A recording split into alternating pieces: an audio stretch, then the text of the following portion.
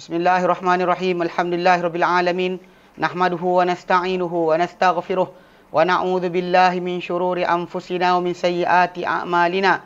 May yahdihillahu fala mudhillalah wa may yudlilhu fala hadiyalah. Asyhadu an la ilaha illallah wa asyhadu anna Muhammadan abduhu wa rasuluh. Allahumma salli ala Muhammad wa ala ali Muhammad kama sallaita ala Ibrahim wa ala ali Ibrahim wa barik ala Muhammad wa ala ali Muhammad kama barakta ala Ibrahim wa ala ali Ibrahim fil alamin innaka Hamidum Majid. Rabbi shrah li sadri wa yassir li amri wa hlul 'uqdatam min lisani yafqahu qawli, amma ba'd. Alhamdulillah, kita bersyukur kepada Allah kita dapat lagi bersama untuk kita teruskan kelas pengajian kita berkenaan dengan tafsir maudhu'i bagi surah-surah Al-Quran. Yang kita sampai hari itu pada surah Al-Baqarah dan masih dalam potongan yang kedua bagi isi pertama surah Al-Baqarah, iaitu berkenaan dengan Bani Israel. Kenapa mereka layak dicabut dari mereka khilafah. Nota yang awal ada sebut, nota yang baru tak bagi lagi. Okey. Jadi dalam tajuk tersebut kita kata dia ada 4 isi besar. Yang mana kita kata satu pendahuluan itu ayat 1 sampai 39 sampai 40 dan 48. Mana telah ungkit pada Bani Israel berkenaan dengan perangai atau tingkah laku mereka, berkenaan nikmat Allah Ta'ala berikan, suruh dia ingat balik. Kemudian Allah Ta'ala perincikan tajuk nikmat mereka dapat start daripada ayat yang ke-49 sampai 74. Kemudian 75 Allah Ta'ala masuk pada bahagian kedua, berisi kedua itu tentang Bani Israel dengan Muhammad SAW. Itu yang kita sedang bincangkan sekarang. Hari itu akhir kita ambil ayat 89. Assalamualaikum. 89 sampai ayat yang ke-92. Ini kita baca dalam ayat tersebut berkenaan dengan apa Allah Ta'ala terangkan macam mana datang pada mereka ni kitab yang benarkan apa tengah mereka. Mereka dahulu minta menang ke atas orang-orang musyrikin, orang kafir di kalangan orang Arab, dengan nabi yang akan diutuskan. Bila datang kepada mereka nabi berkenaan atau datang kepada mereka apa yang mereka tahu, mereka kufur dengannya, maka laknat Allah Ta'ala ke atas orang-orang kafir. Dan seburuk mereka yang dia kata yang sebab mereka punca mereka kufur tadi adalah mereka jual diri mereka ni dengan sebab mereka ni kufur dengan kerana melampau bagian bawa, kerana Allah Ta'ala turunkan kepada orang yang dikehendaki oleh Allah Ta'ala, itu golongan bangsa Arab, bangsa ummi, bangsa yang betul huruf ni Quran. Kemudian mereka tak nak, kalau boleh biar benda tu daripada mereka saja. Memang betul macam Nabi SAW sebut, dia kata baginda sabdakan, dia kata kan sebab Israel tasusumul anbiya. Dahulu Bani Israel ni dikuasai ataupun diurus mereka oleh para nabi. Setiap kali mana mati seorang nabi, datang nabi berikutnya. Tiba-tiba Allah Ta'ala hentikan dari mereka tak terima benda berkenaan. Tapi Allah Ta'ala beri alasan kenapa Allah Ta'ala hentikan. Yang kita sedang baca kisah mereka dengan Musa, ayat yang ke 49 sampai 74 itu. Dan sekarang ni alasan kedua itu dengan Muhammad SAW. Okey. Dan Allah Ta'ala kata perangai mereka yang mereka tak beriman dengan Quran ni sebenarnya ada kaitan dengan perangai mereka dengan Taurat. Allah Ta'ala nantikan idza qila lahum aminu bima anzalallah qalu nu'minu bima unzila alaina wa yakfuruna bima wara'ah. Mereka bila dikata mereka supaya beriman dengan apa yang diturunkan Allah Ta'ala, mereka katakan beriman dengan apa turun dari kami, tapi mereka kufur dengan apa yang sesudahnya. Sedangkan kalau dikata semua dari Allah Ta'ala, kita kena percaya semua. Jadi kena ingat percaya semua ikut yang satu. Macam kita sekarang percaya apa yang ada dalam Taurat dan Injil, tetapi kita hanya ikut Quran. Macam kita terangkan kan ayat 81 surah Al-Imran. Allah Ta'ala berikan janji pada para anbiya bahawa kalau datang kepada mereka seorang rasul yang benar ke apa dengan mereka, hendak mereka semua nabi kena beriman dengan rasul tersebut dan hendaklah mereka membantu rasul tersebut. Dan yang dimaksudkan adalah Muhammad SAW. So kalau para anbiya sendiri pun tinggalkan ajaran mereka ikut Muhammad, apa lagi manusia yang lain. Itu maksud dia 81 Al-Imran. Jadi dengan sebab itu kita kata bila perbahasan ini sampai ke sini, jadi mereka sebenarnya tolak Quran dalam berkata kami beriman dengan apa yang turun daripada kami kufur tapi kufur dengan apa yang selainnya. Tapi Allah Ta'ala suruh Nabi soal. Ni hujah Al-Quran. Allah Ta'ala kata kul falima taqtuluna anbiya Allah, katakan Muhammad kepada mereka, kenapa kalian bunuh nabi-nabi Allah min qabl, sebelum ini, in kuntum mu'minin, kalau kamu beriman. Kamu beriman sungguh, kenapa kamu bunuh para anbiya? Allah Ta'ala tanya macam tu. Suruh tanya mereka. Dan kemudian Allah nyatakan walaqad ja'akum Musa bil bayyinat tsumma takhasumul ijla min ba'dihi wa antum zalimun. Ini sungguhnya telah datang kepada kamu, kalau kamu alasan kamu tinggalkan diri kerana tak dapat tanda dan bukti. Musa alaihissalam telah pun datang bawa tanda dan bukti. Tapi tsumma takhasumul ijla min ba'dihi wa antum zalimun, kamu ambil sesudah mana datangnya Musa alaihissalam ataupun sesudah Musa pergi tinggal kamu ambil anak lembu untuk kamu sembah, sedangkan Musa tak pernah ajar benda berkenaan. Bahkan ada yang terakhir kita baca itu adalah mereka dahulu menyangka bahawa bahawa Musa AS dulu sembah patung anak lembu. So, macam dikatakan oleh mereka, dia kata apa? Dia kata Musa terlupa. Macam surah Taha Dia kata Musa sebenarnya inilah Tuhan kamu dan Tuhan Musa. Fanasi, Musa lupa. Ini diajar oleh Samiri. Dan kaum dia pula sepanjang dia orang jumpa tu bukan dia perantara dengan Musa. Musa dengan mereka direct urusan. Tidak boleh mereka kata apa? Musa AS sembah patung lembu. Sejak bila Musa ajar? Di sini yang tajuk yang berpanjangan. Baik, ini kita sambung InsyaAllah kita baca dahulu ayat surah Al-Baqarah ni, ayat yang ke-93 sampai 96 93 sampai 96. Ikut. A'udzu billahi minasy syaithanir rajim. Wa idh akhadna mitsaqakum wa rafa'na fawqakumut tur khudhu ma atainakum biquwwatin wasma'u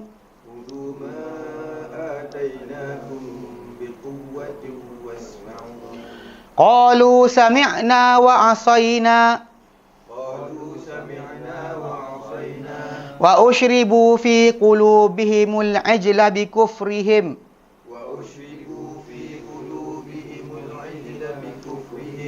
qul bi'sa ma ya'murukum bihi imanukum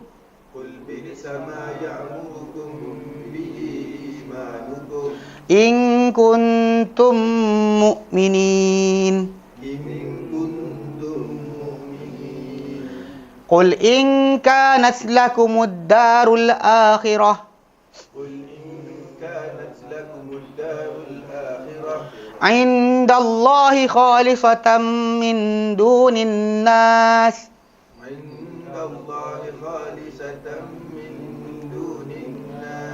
fatamannawul mauta in kuntum sadiqin.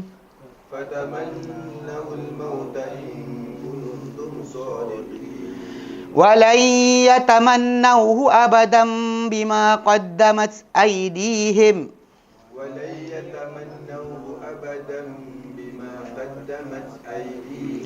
wallahu alimun bizzalimin. Wala tajidannahum ahrasan nasi ala hayah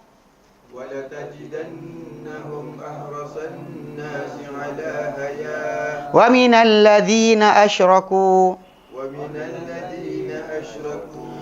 yawaddu ahaduhum law yu'ammaru alfasanah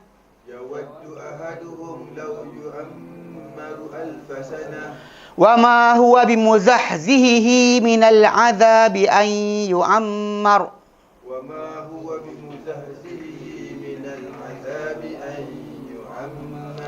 wallahu basirum bima ya'malun. Baik.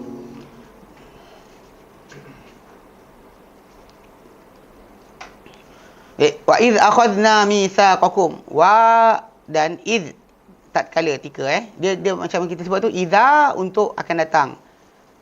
Idh untuk past tense. Kan? Macam tu, macam apabila, tatkala, and when. Dan apabila. Cuma maksud idh ni untuk lepas. Orang kata ingatlah dulu. Ingatlah. Sebab biasa kalau kita tengok terjemahan Bin Ar-Rahman, berdatang wa idh qala rabbuka Muhammad, dan ingatlah ketika mana. Di situ. To remember, to kenang balik. Okey. Akhadna fi'il madhi kami ambil. Akhadna, akhadha ya'khudhu, akhadna. Mitsaq, mitsaq perjanjian. Mitsaq perjanjian wasaqa yuwasiku. Asal wasaqa maksud dia ikat. Ikatan, simpulan.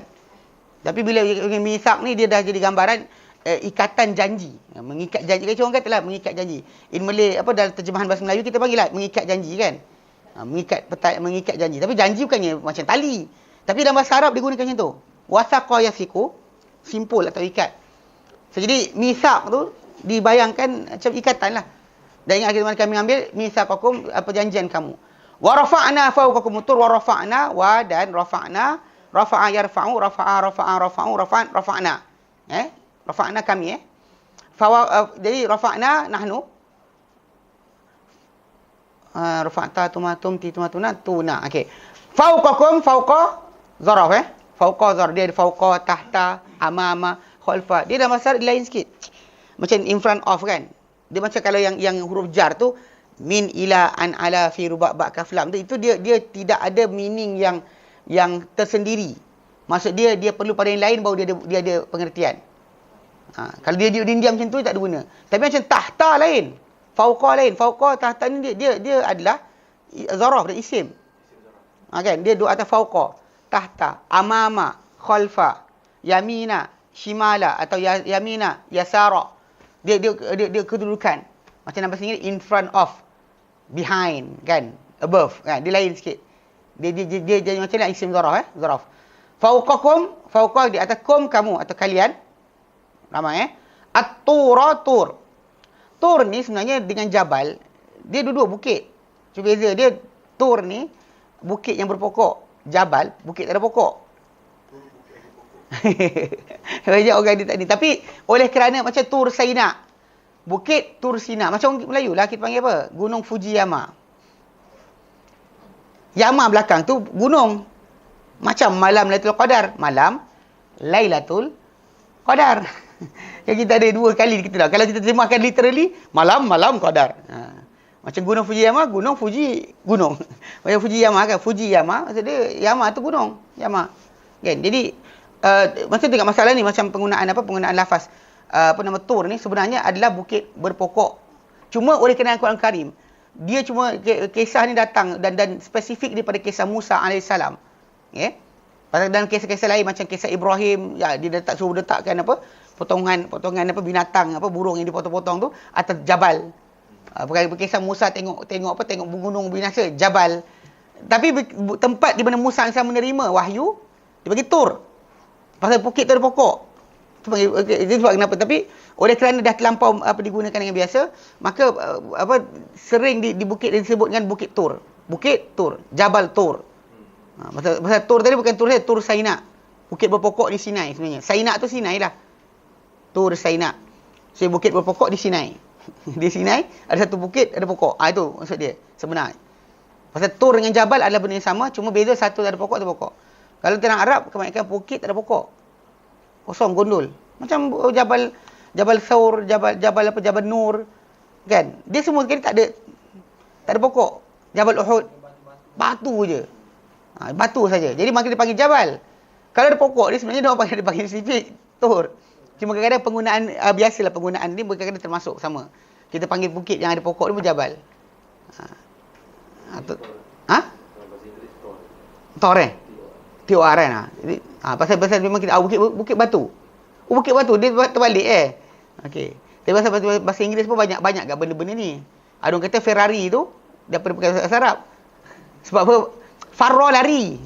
Firari saya larianku. My run. Saya gelar kata. Saya ajar waktu tu. Saya kata farra ya firru, firaron. Kan saya terangkan kata tu, lepas tu firar maksud dia lari. Ustaz tu Ferrari bahasa Arab kot. Saya kata saya tahu. Orang Spain kan kita tu mungkin kat situ ada benda-benda macam Jabal Tariq dan sebagainya kan. Macam medicine is Midad Sina. Midad dakwat Sina.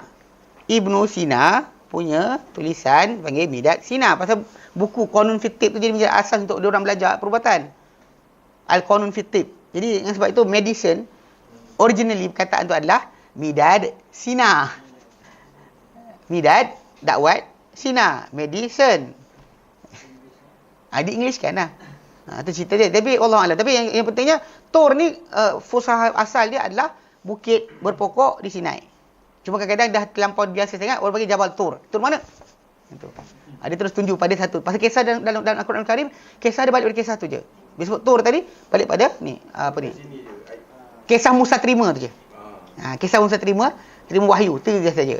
Lain-lain kisah, so para anbiya bukit. Kan? Macam kisah Nuh alaihissalam.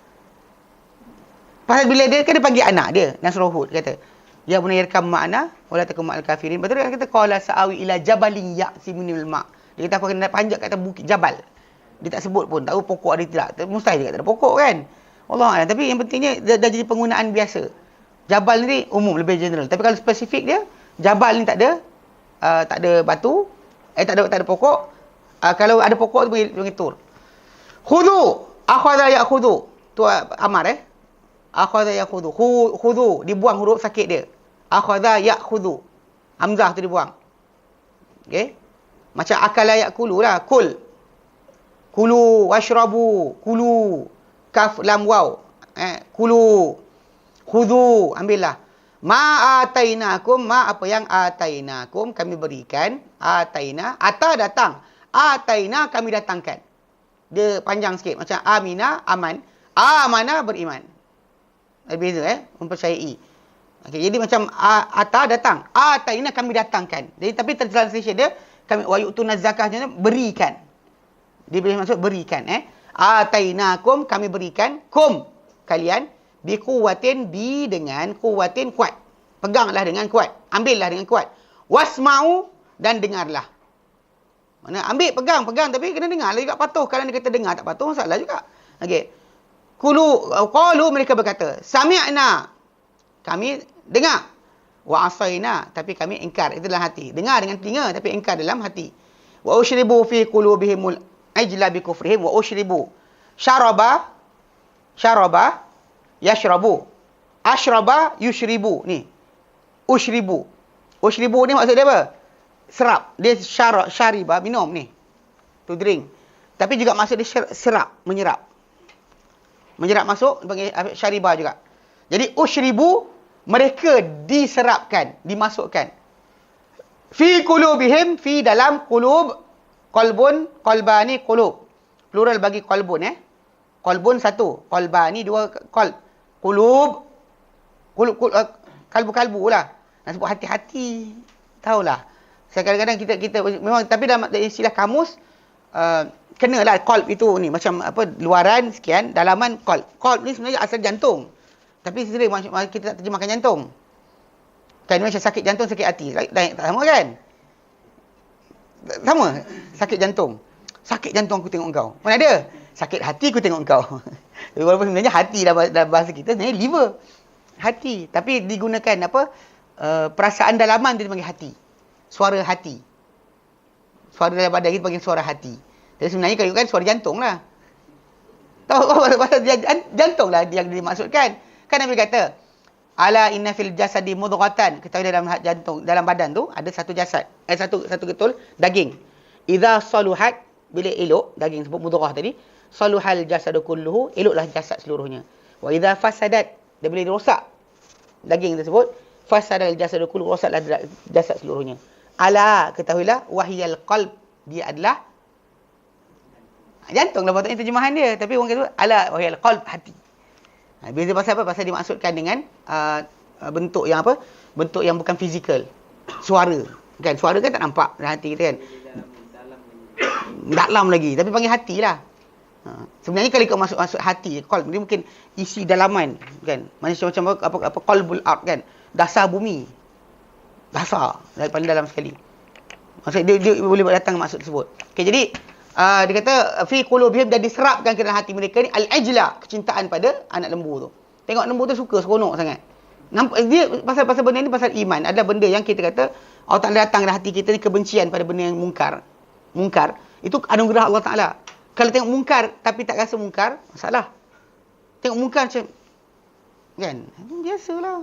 Alah, tak pegang-pegang sikit je. Dia cakap ini. Habis dia itu maksudnya tak ada perasaan, dia hilang sense of right and wrong kan. Contoh macam kan saya cerita kan, kadang-kadang orang dia bawa anak dia tumpahkan makanan ke, anak dia sekian kan dekat pasar raya ke, cocok-cocok temikai berlubang. Kan dia tak ada sense, dia tak ada rasa. Dia belah, dia tinggal macam tu je. Seriously. Orang tak maaf tak ada. Kata dia kata saya buat anak saya buat tanpa saya bayar. Dia kata kurang. Paling kurang macam tu. Bukannya macam kita hilang sense. Ada orang hilang sense tu. Kalau dipersoalkan baru dia ni. Kalau tidak persoalkan dia buat tak tahu. Yelah kalau lelaki jantan perangai itu saya faham.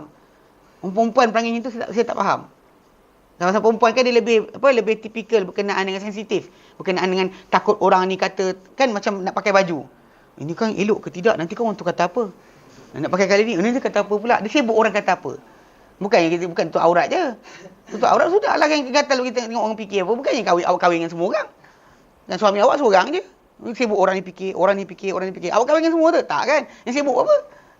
Bukan sini, tempat lain. Okey. Okey. Jadi kita masuk tafsir dia. Qul, katakan hai Muhammad. Okey, apa dia kata? Apa? Qul bi sama ya'murukum bihi. Katakan hai Muhammad. Bi sama. Seburuk-buruk apa yang. Kan saya kata bi'sa tu kan fi'il madhi, naqis. Bi'sa dengan ni'mah. Ma belakang tu adalah fa'il dia. Seburuk-buruklah apa yang ya'murukum bihi, diperintahkan kamu dengannya. Ya'muru, amara ya'murukum, kamu. Oleh siapa? Oleh iman. Kalau kamu ada iman kamu perintahkan itu, imanukum adalah seburuk benda yang disuruhkan. In kuntum, ini jika kamu orang-orang yang beriman. Qul in kana lakumud darul akhirah, katakan Muhammad lagi. In kana lakumud darul akhirah, sekiranya ada untuk kamu ni negeri akhirat. Indallah, di sisi Allah Ta'ala. Khalisatan, hanya untuk kamu. Tak ada untuk orang lain. Min dunin nas. Fatamannaul mauta, maka impikanlah kematian. In kuntum sadiqin, jika kalian orang-orang yang benar. Jika kuntum adalah kalian sadiqin, orang yang benar. Walai yatamannauhu abada. Wa dan lan, huruf nasab Yatamannauhu. Yatamannau, asal dia yatamannauna. Dibuang nun, sebab apa? Sebab masuk huruf nasab. Dia bagi fi'il mudhari', kata kerja. Kalau ada alif nun atau waw nun di belakang dia atau ya nun tu akan dibuang sebagai menggantikan tanda mati atau tanda baris atas. Contoh macam kalau saya kata yaqra'una, kalau ada lam ke atau lan depan dia, yaqra'u, dihilang nun tu. Kalau singular, kalau satu kita lam yaqra', mati. Lam yaqra'. Lam yakun. Tapi kalau dia ada waw di belakang, lam yakununa, dia kata lam yakunu saja. Okey. Abadan, selama-lamanya. Abad sebenarnya maksud dia 100 tahun. Tapi beratus-ratus tahun maksud dia. Maksud dia selama-lamanya lah. Dah digunakan istilah selamanya. Kalau tidak, abad tu hanya 100 tahun. Okey, ini istilah penggunaan bahasa Arab. Dia sebut jumlah yang ratus, 70, ya alhamdulillah, ataupun 100 sebagai penggandaan untuk panjang. Macam-macam, kalau anda macam-macam Nabi SAW sebut berkenaan dengan apa?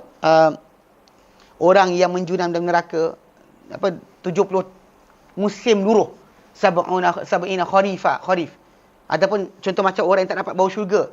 Yang Nabi sebut bau syurga diperoleh daripada perjalanan 70 tahun. Bukan maksud dia lepas 70, kalau kurang tu terus dengar, tak. Maksud dia orang punya jauh sangat daripada syurga, sampai kalau syurga tu duduk, memang syurga punya bau sampai jauh. Tapi diorang ni takkan dapat bau syurga sama sekali. Takkan bau syurga. Walaupun bau syurga tadi diperolehi daripada jarak sekian. Kumpulan ni takkan dapat langsung. Maksud dia, bukan kalau dia 69 km, 69 tahun punya, dia dapat tak? Maksud dia memang takkan dapat. Dia nak memberitahu tak ada langsung. Tu abada macam tu juga. Istilah penggunaan biasa, abada. Okey. Bima qaddamat, dengan sebab, bi sababiah. Bi dengan sebab. Ma apa yang qaddamat, didahulukan. Di upfront. Oleh aidihim, tangan-tangan mereka. Plural bagi yadun. Yadun, yadani, aidi. Aidi. Him, mereka. Wallahu, dalam Allah Ta'ala, alimun bizzalimin. Alim, amat-amat mengetahui bizzalimin, berkenaan orang-orang yang zalim.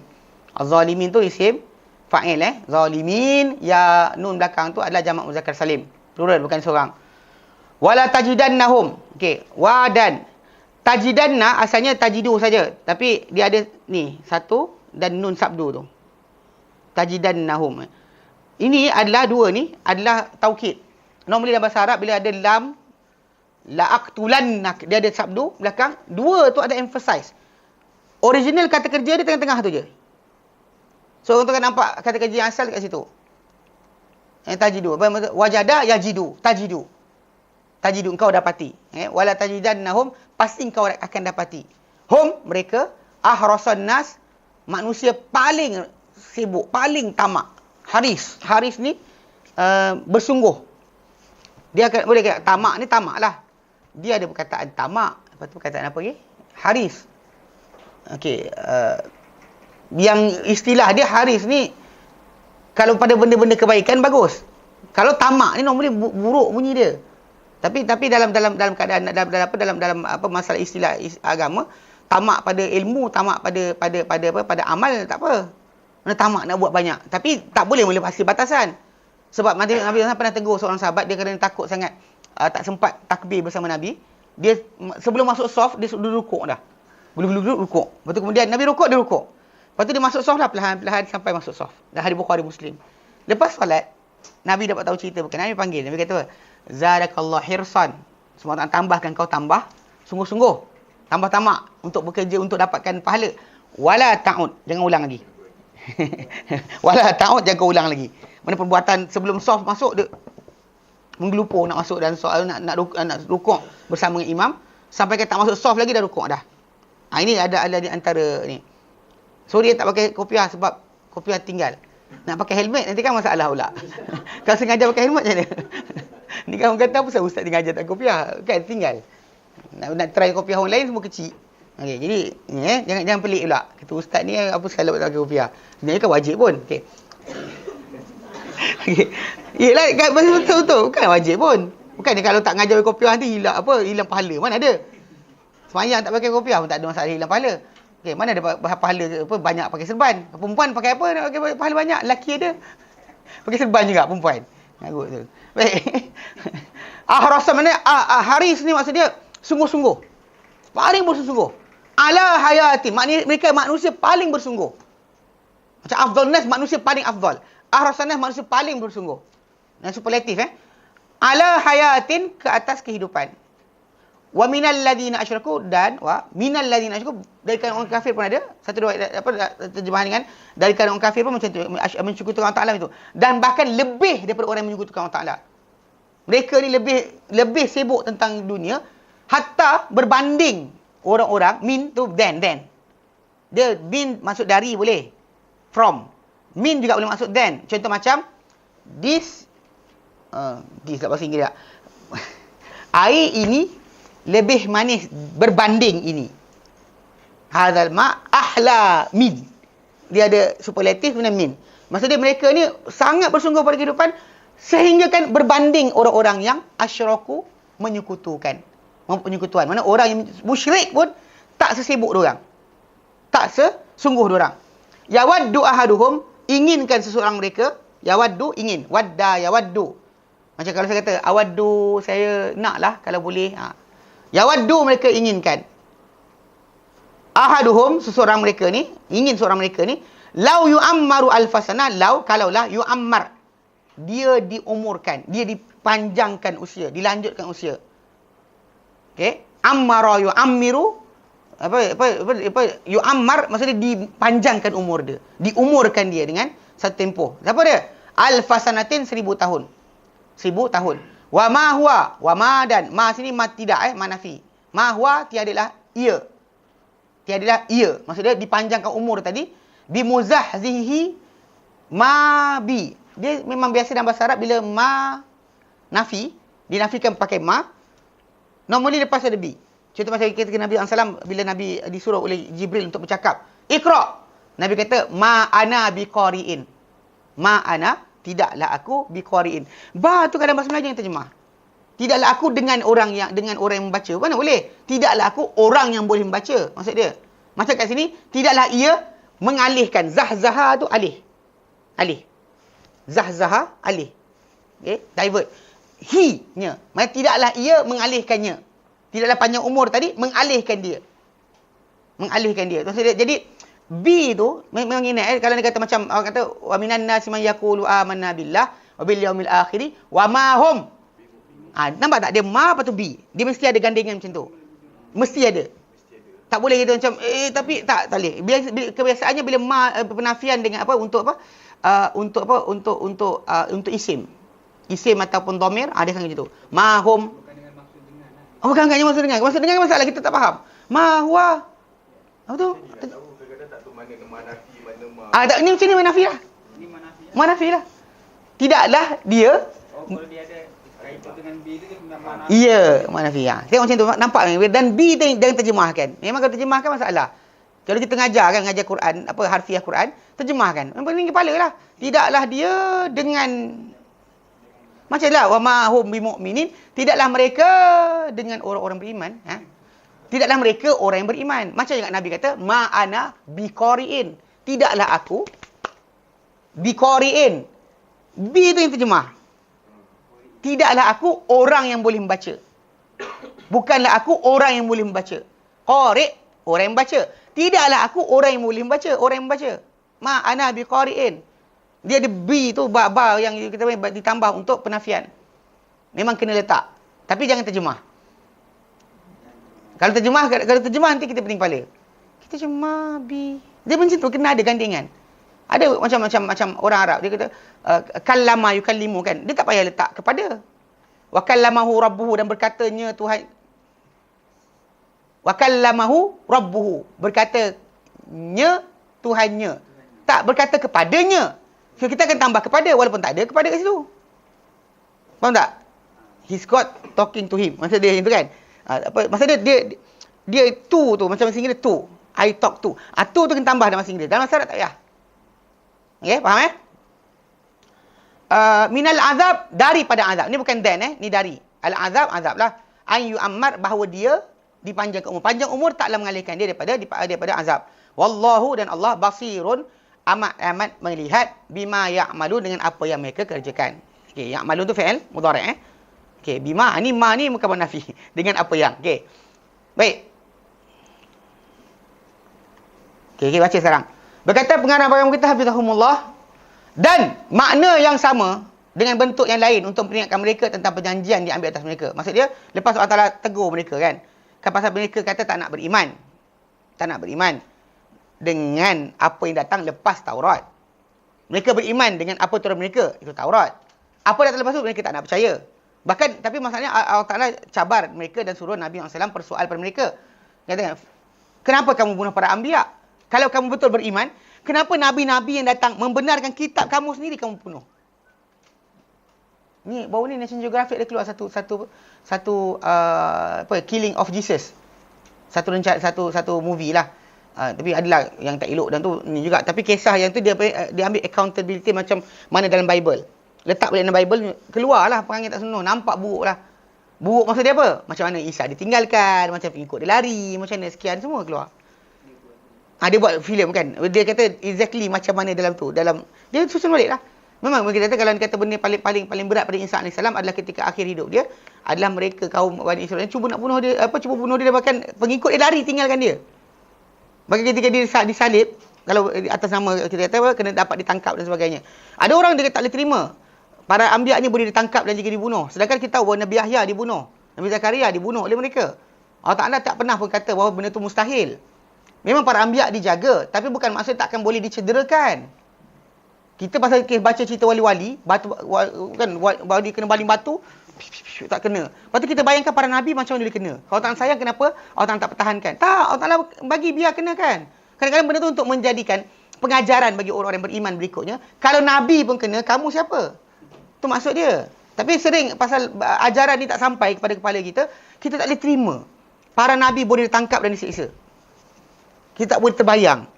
Kan malaikat mengiringi dia tapi terlepas juga. Macam mana? Kan Nabi pun kena baling batu. Nabi pernah cedera dan sebagainya. Adakah kita kata malaikat tak jaga time tu? Tak. Ini cara Allah Ta'ala. Allah Ta'ala beri protection pada para anbiya berdasar kadar yang dia nak. Bukan kadar yang kita fikir. Yang sebab itu kalau kata kecederaan berlaku. Jadi banyak para ulama zaman dulu dia tak terima lah. Tak terima berkenaan Nabi Isa ditangkap. Pasal dia kata bal syubbiha lahum kan, diserupakan untuk mereka.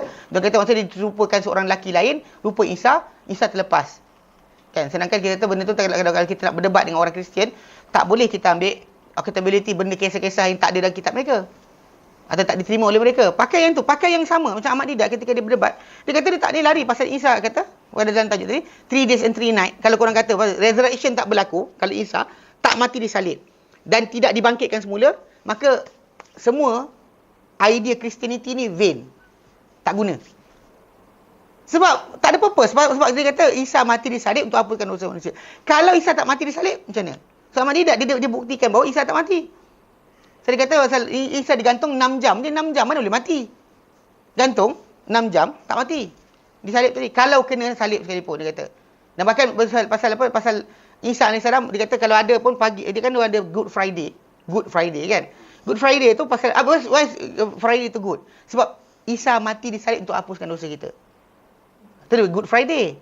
Pasal Isa AS digantung ataupun dia ni start, ada riwayat kata pukul 2, ikut mereka bukan ikut kita. Ikut Islam kita tak ada rekod. Tak ada rekod.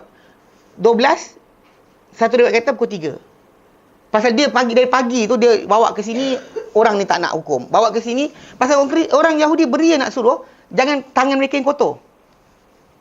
Tentang pembunuhan Isa, diorang tak nak. So, diorang halakan, pergi biar kerajaan Rom punya wakil yang laksanakan. Tapi diorang bawa aduan daripada diorang. Nampaklah rabai-rabai tadi pakai kata macam ni. Mana yang bunuh Isa, cuba bunuh Isa, bukan orang lain. Orang beragama seagama dengan dia. Maksudnya bila Allah Ta'ala persoalkan, kalau Isa yang datang membenarkan Taurat pun kau nak bunuh. Jadi Muhammad SAW yang datang, bukan dengan agama, bukan dengan apa, dengan daripada bangsa kamu, lagilah masalah. Jadi kalau kamu kata kamu tak beriman dengan Quran, sebenarnya bukan Qurannya. Dulu kita korang pun tak percaya sebenarnya. Fal mataqtul anbiya. Mana dia kenapa kamu bunuh nabi Allah. So jadi Allah Taala tegur mereka kat situ dan ulang pada mereka berkenaan dengan perbuatan menyembah anak lembu dan sebagainya supaya ingatkan kata-kata mereka beriman tadi tidak benar. Jadi dekat sini Allah Taala datangkan dengan bentuk lain. Mana nak bagi tahu mereka masih lagi salah. Itu dengan apa? Untuk memperingatkan mereka tentang perjanjian diambil ke atas mereka. Dia ambil janji. Ketika ambil janji itu, Musa AS bawa mereka, mana di kalangan orang-orang alim. Di kalangan Bani Israel. Mereka ni dah dibawa untuk menjadi wakil lah. Mana apa-apa jadi, nanti mereka lah orang yang akan berterusan menjaga agama berkenaan. 70 orang Musa bawa untuk menerima perintah daripada Allah Subhanahu Wa Taala. Taurat dah ada ketika tu. Bawa 70 orang tadi tu. Ketika nak ambil janji kat atas mereka, bukit diangkat kat atas mereka. Dan beri mereka. Dan tentang bukit yang diangkat. Bukit tu bayangkan, bukit tu Allah Ta'ala angkat. Suruh paksa ambil janji. Kalau tidak akan macam tu sekali. Sedangkan mereka dah makan nikmat Allah Ta'ala dengan banyaknya. Lintas lautan, kan? Kemudian dipayungkan dengan awan, makan manna wa salwa, minum air daripada batu yang tak batu diketuk oleh Musa keluar mata air. Semua sekali benda tadi dihadapi, diperolehi oleh mereka satu demi satu. Nikmat yang berulang-ulang kali. Jadi tak jadi alasan sepatutnya mereka nak sibuk lagi minta macam-macam benda lain. Dan sepatutnya kepatuhan yang dikehendaki. Dapat banyak nikmat Allah Ta'ala dan Allah Ta'ala nak kita apa? Patuh. Tu je. Bukan nak bila dapat nikmat banyak kita kena buat benda macam-macam. Tak ada. Patuh. Taat. Itulah tanda yang Allah Ta'ala kehendaki daripada kita. Lalu ada dia kata apa? Tentang Bukit Tur. Tu saya kata Bukit Tur ni pasal Jabal Tur disebut dalam terjemahan. Dalam buku asal tu. Pasal dah jadi nama khas kepada tempat berkenaan. Tur Saina tu dipanggil sebagai tempat bukit di Sinai, bukit pokok di Sinai. Jadi bukit tersebut dia Jabal Tur yang diangkat ke atas mereka bagi menggerunkan dan mengugut. Mana nak bagi mereka takut, pegang betul semua kitab. Wa idz akhadna mitsaqakum wa rafa'na fawqakum at-tur. Ingat ketika kami ambil janji ke atas kamu dan kami angkat ke atas kamu ni bukit tu. Mana bukit tu jadi macam bayang atas kepala mereka, tunggu nak impak saja. Memang angkat sungguh. Allah Ta'ala naikkan bukit tu, ambil janji sekarang. Kalau tidak ni ugut. Nak tunjukkan mana pasal Bani Israel ni pada zaman mereka ni magic ataupun benda-benda ajaib ni biasa. Pasal kebetulan ahli sihir di Mesir pun main sihir. Tapi Musa AS buat mukjizat pada mereka pun mereka lupa itu mukjizat. Dia ingat benda tu benda biasa. Sedangkan kita kata ahli sihir pun clarify ia bukan sihir. Jadi orang banyak benda macam ni laut terbelah. Kering pula lintas. Betul-betul dipayung oleh awan. Turun makanan dari langit. Kan benda tu satu persatu. Bila dahaga tu ketuk batu dengan tongkat keluar mata air. 12 mata air pula tu. Minum semua sekali. Semua kabilah dia boleh minum. Bayangkan macam tu sekali. Apa lagi tinggal tak nak percaya sepatutnya. Tak ada sebab dah. Yang sampai bila nak ambil janji tu Allah Ta'ala angkat bukit atas mereka. Untuk ugut mereka. Mana bayangkan besar. Mana Allah Ta'ala boleh kenakan mereka musibah bila-bila masa. Maksud dia. Kalau Allah Ta'ala berkuasa angkat bukit ke atas dia. Untuk suruh dia ambil janji. Adalah Allah Ta'ala yang sama. Kalau dia buat bila-bila masa sekalipun Allah Ta'ala bertimpa ke atas dia. Sebarang musibah. Itu maksud kenapa Allah Ta'ala letak pada mereka. Lalu dia merintahkan mereka agar prihatin. Bersungguh dan gigih. Dalam menerima perintah-perintah Allah. Juga agar mereka mendengar. Pendengaran yang menerima. Dengar. Kan? Everybody will listen. Tapi listen yang apa? Taat. Yang ada qabul. Bukannya menentang. Tetapi mereka berkata dengan mulut mereka. Kami mendengar. Dan mereka mengingkari dengan perbuatan mereka. Sami'na, tapi dalam perbuatan asaina. Perbuatan. Dia tak ada kata sami'na wa asaina mulut tak. Sami'na. Pasal dia nifak, kemunafikan yang dicela dalam agama ni paling teruk berlaku adalah pada Bani Israel. Nifak tadi, depan mulut cakap macam ni, belakang buat lain. Itu cerita. Maksud dia macam mana orang-orang munafik yang yang bermuamalah dengan Rasulullah SAW, dia punya konsultan orang Yahudi. Bani Qainuqa, Bani Nadir, Bani Quraizah, Bani Mustalik. Itu 4 kabilah yang besar yang berada di kalangan Bani Israel yang duduk di keliling Madinah, berjiran dengan orang-orang Madinah. Jadi mereka ni memang perangai tu dia adapt sikit. Maksud dia zahirkan dengan depan tapi dalam hati sorok. Terbalikkan. Tapi mereka dia kata mereka dengan perbuatan mereka telah bercampur dalam hati mereka ini, wa ushribu fi qulubihim al-ajla bi kufrihim, dan bercampur dalam hati mereka dan mengalir cintakan anak lembu emas yang mereka buat untuk sembahan. Dan hati mereka ni so devotee macam tengok macam dia benda ni macam ni kadang-kadang tak boleh kita ni tahu. Dia macam mana cakap macam orang minat keris. Orang Melayu kita kalau ada yang suka keris kan, pergi lepak-lepak kenduri pun pergi sibuk keris tegak tadi. Keris tegak sendiri padahal dia yang letak tadi. Dia letak cuma nak kata balance-nya benda tu sampai padahal ni saya pun letak air botol tegak sendiri. Kan? Tapi cerita dia orang suka. Dia ada nak power, dia ada attachment tau. Attachment. Obsession. Banyak benda sebenarnya zaman sekarang Facebook pun obsession juga. Kan? Obses. Tak ada je macam bila dunia aku kan. Padahal tak ada benda pun elok je. Kan? Jadi konsep dia memang kita kata diorang obses sangat dengan patut lembut. Sedangkan benda tadi dia buat oleh mereka ialah dengan fahaman mereka sendiri dan ditipu oleh Samiri. Musa tinggalkan dia buat. Jadi maksud dia tapi dalam hati mereka ni Allah Taala jadikan kecintaan tadi. Itu sebab kenapa pasal hati kita bukan dikawal diri kita sendiri. Allah Taala yang kawal. Itu sebab kenapa kita minta ya muqallibal qulub, ya muqallibal qulub kan. Membolak-balikkan hati, sabit qalbi ala dinik kan. Mana tekalkan hati apa hati agamamu. Mana memang kita terpaksa minta. Sebab hati kita bukan kita kawal. Allah Ta'ala bolak-balikkan hati kita ke kejap kiri, kejap kanan. Dan bila kita, dan maksud dia bukan Allah Ta'ala paksa kita buat jahat. Tahu preference dia, mana kita keminatan kita, minat kita pada satu benda tadi, dia kesukaan dia. Tapi benda tadi kita boleh lawan. Bila contoh, datang dalil kata tak boleh. Hati kita nak pergi, kita patut kata tidak. Pasal tu ada kita ni kan manusia kan diberikan Allah Ta'ala pilihan. Kita ada choices. Benda lain dekat dunia ni, contoh macam kita lahir, anak siapa, bapak kita siapa, mak kita siapa, adik-beradik kita siapa, negeri mana kita lahir, tahun mana kita lahir dan sebagainya. Semua sekali benda tu tidak kawal. Hari ni hujan ke tidak, kan, depan ada jam ke tidak, kita tak kawal satu benda pun daripada tersebut. Tetapi dia apa? Tetapi berkaitan tajuk masa, pergi ke tak pergi, nak bergerak ke tak bergerak, nak tengok tak tengok, dengar tak dengar. Itu Allah Ta'ala bagi kita pilihan. Kat situlah kita berdosa pahala. Dosa dan pahala kita timbul di situ. Bukannya dengan paksaan. Tapi environment, tak boleh lihat. Kalau kita, contoh macam kita seorang yang baik. Tapi kawan kita 10 orang, semua yang tak senonoh. Dia seorang ni ajak, yang ni ajak, yang ni ajak, yang ni sekian. Semua bagi hujah. Tak apa, sekali je. Kelab malam ni bukannya sangat. Kau minum Coca-Cola dah lah. Tak, dia kan, seorang tolak. Alah tak apa lah sekali. Ending dia apa? Pergi. Jadi kata, tapi atas dasar tajuk asal, pilihan masih di tangan kita. Contoh kata environment kita, orang ajak pergi semayang. Jadi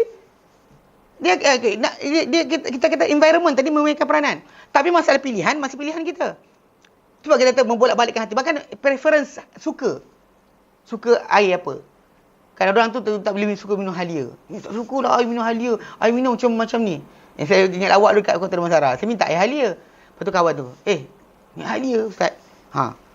Lengkuas ada.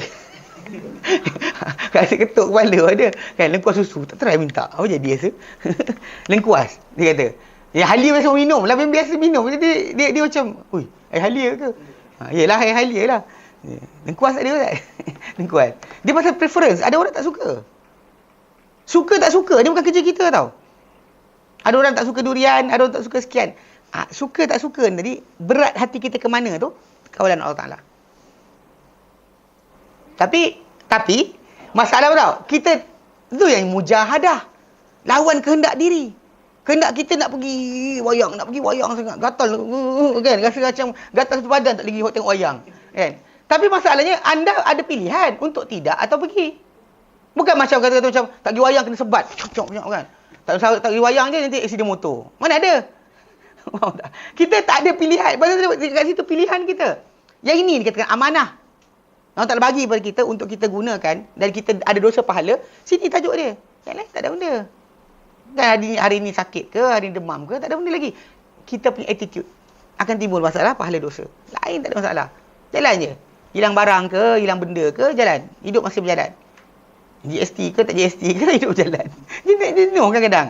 Kita bukan tak buat benda tak suka juga. Tapi kalau nak kata lawan pun, bising-bising, bukannya hilang pun. Tetap besok ada juga. Kan, beli-beli barang, keluar juga. Rasa malas, tak usah beli. Tu je kan. Buat tak tahu je. Kalau orang tertipu, dia tanggung Allah Ta'ala nanti. Menipu manusia kan. Bohong dan sebagainya. Allah Ta'ala kan, kalau satu benda sekalipun. Tak setuju, cakap tak setuju. Tapi masalah kita kata benci setiap hari, tak guna. Buang masa. Hidup anda berjalan, tahu? Besok. Hari-hari cakap itu, buat benda. Kan, lepas surga neraka kita bukan masalah tu. Tegur je. Kalau dia kata setuju, saya tak setuju. Saya kata sibuk, nak bincang, tak payah. Buang masa. So, hidup anda berjalan lagi. Pasal benda tadi, kita dapat pemimpin baik ke pemimpin jahat, itu bukan kerja kita. Sebab kadang kita dah baik, rakyat baik sangat, dapat pemimpin zalim. Macam mana? Ada pun kadang rakyat tu jahat sangat, dapat pemimpin baik. Kan? Pasal Allah Ta'ala sebut dalam Quran, dalam surah Al-Imran, ayat 26. Allah Ta'ala nyatakan, Qulillahumma malikal mulk. Katakan Muhammad, Allahumma, ya Allah. Ini pengisytiharan kita, yang kita kena isytiharkan. Allahumma malikal mulk, engkau raja segala kerajaan. Tu'til mulka man tasya, beri kerajaan pada siapa engkau nak. Wa tanzi'ul mulka mimman tasya, engkau cabut kerajaan siapa engkau nak. Wa tu'izzu man tasya, engkau muliakan siapa engkau nak. Wa tudhillu man tasya, engkau hina siapa engkau nak. Biadikal khair, di tanganmu lah segala kebaikan, innaka ala kulli syai'in qadir. Engkau ke atas sesuatu maha berkuasa. Baca ayat ni kena faham. Jadi kalau naik yang tak senonoh, relax. Yang penting kepala. Dah banyak kerja lain lagi. Solat kena jaga, puasa kena jaga kan. Mata. Pemimpin jahat kita pun tengok benda haram. Tak boleh lah. Pemimpin sejahat je saya tengoklah benda haram. Apa salah? Apa kaitan pemimpin dengan benda haram kau tengok? Faham? Okey. Jadi maksudnya kecintaan tadi. Maksudnya bila mereka start saja dalam hati mereka ada kemunafikan kan. Kan bila, macam orang-orang kafir fi qulubihim maradun kan apa fazadhumullah marada, orang munafik. Dia ada penyakit dalam hati dia. Tambah Allah Ta'ala penyakit tersebut. Maksudnya dalam hati dia ada masalah tu, Allah Ta'ala tambahkan, masukkan kisah lembu tadi, terus diikut, follow. Beramai-ramai pula tu. Duduk depan patung anak lembu tu, duduk sengih-sengih seorang-seorang kan. Minta pertolong. Lepas tu anak lembu tu pula di belakang dia ada lubang. Angin lintas dia bunyi. Tak cakap pun. Ayat tak ada cakap, engkau kena pergi, engkau tak pergi, engkau pergi makan. Mana ada macam, ni anak saya nak kahwin ni, macam mana tok lembu. Kan? Kan? Dia pun ingat ada jawapan. Ini masalah tau, petanda. Banyak orang kita suka petanda-petanda. Lepas benda sekian kan, buat istiqarah, nanti nampak muka orang tu je. Padahal suka orang tu. Memang nampak muka orang tu lah. Kau masalah betul, tak senonoh tu. Kan? Apa benda lah, nak tunggu mimpi. Padahal istiqarah tadi dalam hadis Nabi SAW, para sahabat buat. Nak beli tali kasut. Tali kasut, nak beli mana satu. Putus ni, nak beli ke tak mau? Kedai mana nak beli? Itu buat istiqarah. Allahu Akbar. Kita ni kahwin ni sibuk. Kahwin, tukar kerja, nak buat anak ni sekian-sekian. Itu sibuk. Kan? Tapi yang macam ni, kalau ikut para sahabat, benda harian. Contoh nak beli tomato. Hari ni nak tomato berapa kilo? 1 kilo, 2 kilo. Allahu Akbar. Boleh bayang tak? Para sahabat Nabi buat macam tu. Ini cara mereka. Dan bahkan di sekolah tadi bukan mesti malam. Anytime. Bahkan yang penting solat tadi bukan solat fardu. Dunal faridah, ghairal faridah, ghairal maktubah. Lafaz yang datang. 2 rakaat selain fardu. Maka buatlah. Lepas zuhur boleh. Lepas tu doa je. Doa tu yang dia ajar macam surah Quran. Bukan solat tu. Solat tu solat sunat mana-mana pun. Lepas solat tu doa tu yang kena faham. Jadi anyway, jadi konsep dia memang yalah. Nak cakap macam ni kan. Kecintaan. Ya, jadi dia kata di sini Allah Taala mengajar Nabi hujah ke atas mereka. Jika kalian benar dalam keimanan kalian terhadap apa yang turun pada kalian. Mana kamu kata kan? Hari itu kamu kata nu'minu bima unzila alaina. Kami beriman dengan apa turun pada kami. Betul tak kata? Wa yakfuru, tapi mereka kufur dengan apa yang sesudahnya. Kalau kamu betul beriman, kenapa bunuh para anbiya? Kalau kalian betul-betul beriman, kenapa kalian sembah patung anak lembu? Kan dia beriman kan? Dia kata, Allah Ta'ala mengajar Nabi hujah, jika kalian benar dan keimanan kalian, maka terhadap apa yang turun pada kalian, maka di manakah iman ini ketika mana kalian menyembah anak lembu? Mana duduknya iman tadi? Percaya dengan Taurat dan sebagainya. Macam mana kalian boleh buat macam tu? Adakah iman kalian menyuruh kalian kepada kesyirikan? Kul bi sama ya'murukum bihi imanukum. Katakan Muhammad, seburuk-buruk apa yang disuruh oleh iman kamu. Kan ini benda paling buruk. Bunuh para anbiya. Sembah berhala. Itu ada benda paling buruk dari segi keimanan. Kalau iman betul ada, itulah benda paling buruk iman boleh suruh. Kerana semua buruk iman adalah iman yang menyuruh pemilik-pemiliknya kepada dengan keberhalaan. Mana ada berhala. Ni benda jadi masyarakat kita.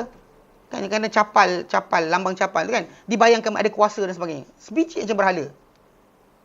Macam hari ni accident. Oh, patutlah kitchen I yang ada capal tu hilang.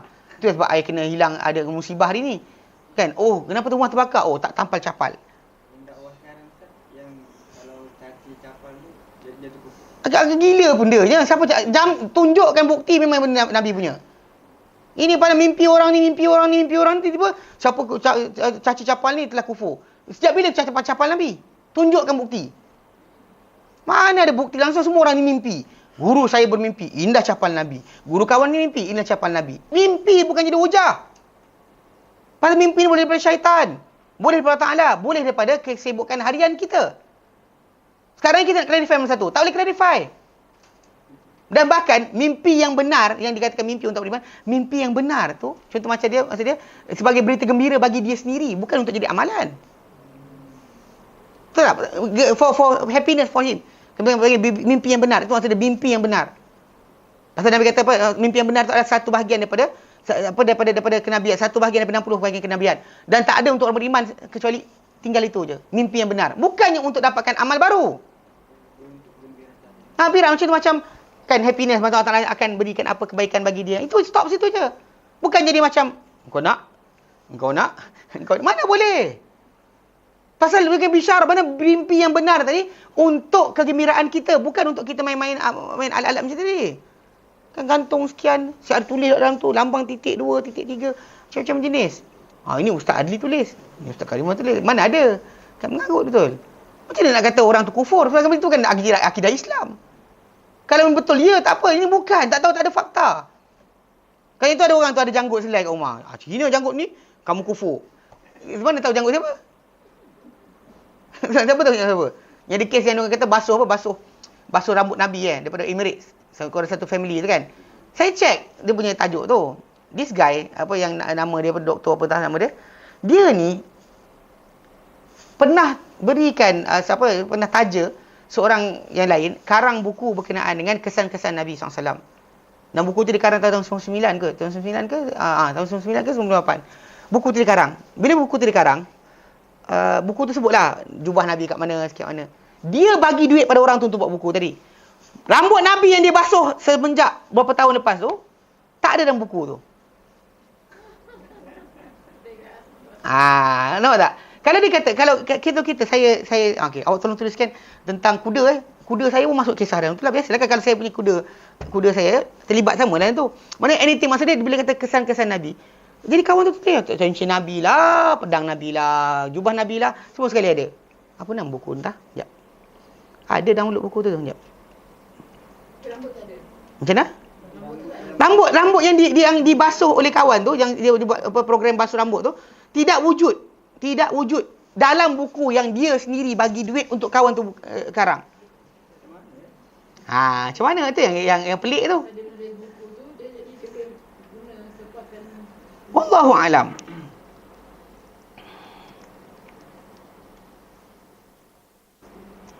Ada saya download tu buku tu. Pasal yang refute dia, yang tolak dia punya apa? Dia yang tolak dia punya dakwaan bahawa benda tersebut daripada Nabi SAW sebagainya adalah adik dia sendiri. Ya, adik dia sendiri. Kata, pada keluarga aku tak pernah buat kerja ni.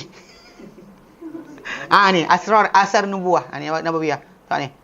Adik dia sendiri yang Ni buku ni dikarang oleh kejap mana besar gambar. Tu orang kita tak nak ngaji, orang cerita je ngelupur. Okey. Dia Asrar Atharin Nabawiyah. Rahsia kesan-kesan Nabi. Dikarang oleh Asy-Syarif Syekh Abi Fadl Imaduddin Jamil Halim Al-Husaini, Rais Jam'iyatil Masyayikh Sufiyah. Okey, buku dia tajuk Rahsia-rahsia kesan-kesan Nabawiyah, dalil syar'i, dalil syar'i Wahalatus syifaiyah, dan keadaan-keadaan yang penyembuhan. Waswarun nadirah, dan juga gambar-gambar yang apa yang nadir, yang jarang, rare. Lil athar nabawi Muhammadiyah, bagi kesan-kesan nabawi. Dia tak di kan Tauziq Mis Darul Qur'an Maqam. Okey. Syarikat ni kan tahun 2007 buku ni dikarang. Okey, tapi buku ni, jadi buku ni ketika dikarang, yang bagi duit orang yang apa nama, yang karang buku ni, nama disebut nama tadi. Sebut kata nama yang karang ni adalah Syarif Syekh Abi Fadl.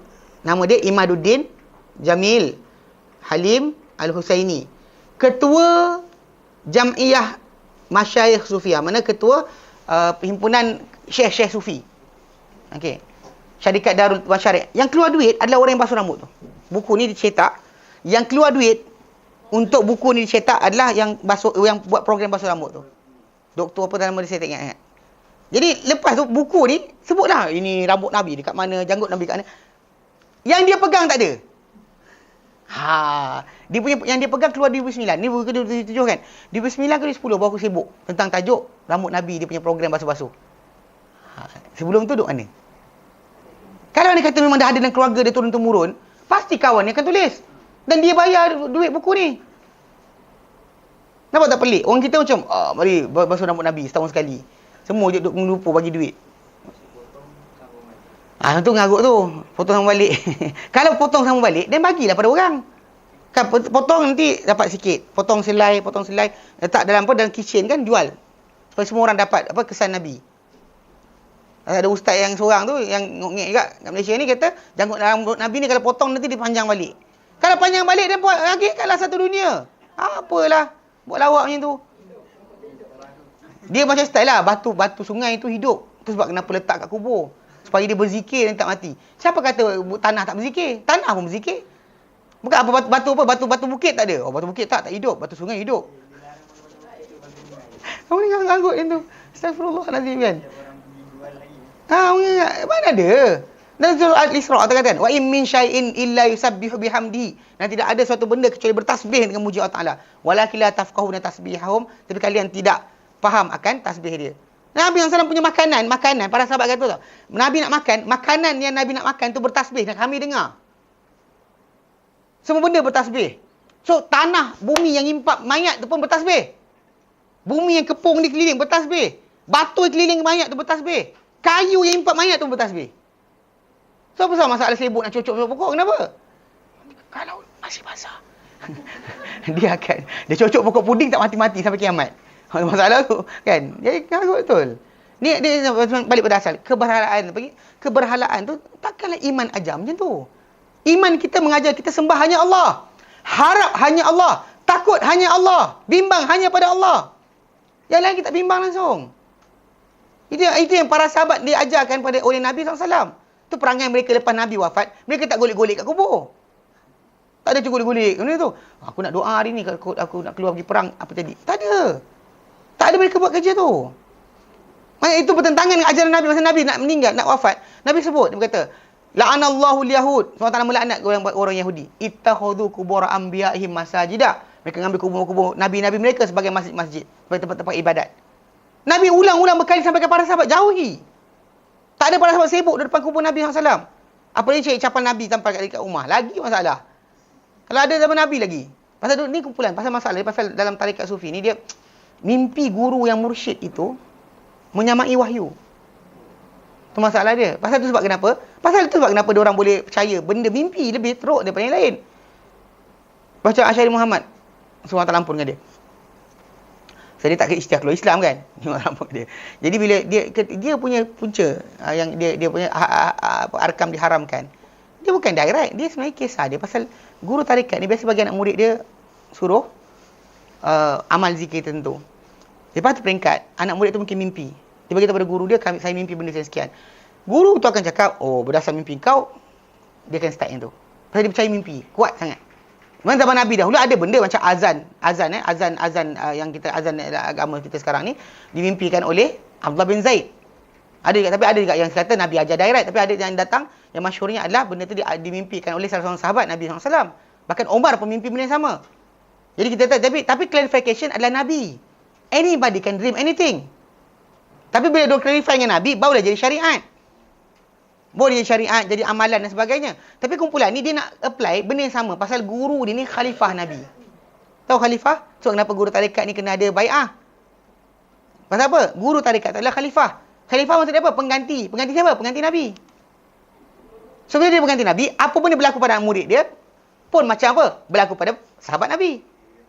Jadi macam Syed Muhammad dulu yang kes dia mula start agak ni sikit dan dia kena yang mula Arkam diserang bila mana salah seorang pengikut dia mimpi kata dia jadi Perdana Menteri.